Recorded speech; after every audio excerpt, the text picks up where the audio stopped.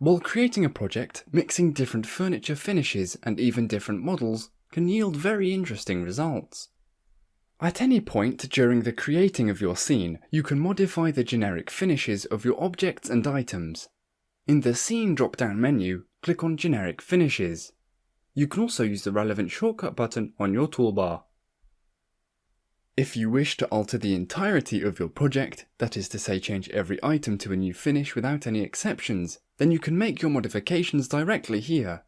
By confirming this window, the software will modify all the pieces of furniture accordingly.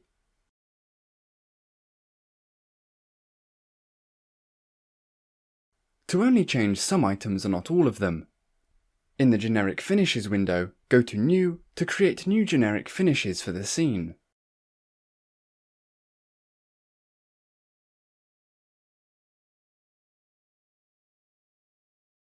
You can name these generic finishes or simply leave the default name, which corresponds to the front model you choose. In our example, we will only alter the finishes and not the front model. We name our finishes Wood to differentiate them from the same model that is already in the scene. Then, we change the different finishes and finish by clicking on OK. Let's now select the pieces of furniture that we want to modify. Right-click on them and select Finishes. We now find the finishes that we just created. Make sure that you choose them in the bottom of the window in Generic Settings of the scene. Before we confirm our choices, we must remember to stick our finishes to our selection, the elements that we selected previously. Now we can click on OK. To quickly see the results, let's go into 3D view. It is important to use this particular method to fix different models or different finishes in the same scene.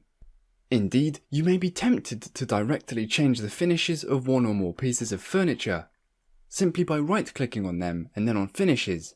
Be careful with this method, because in commercial documents, the results will be less legible and more prone to error.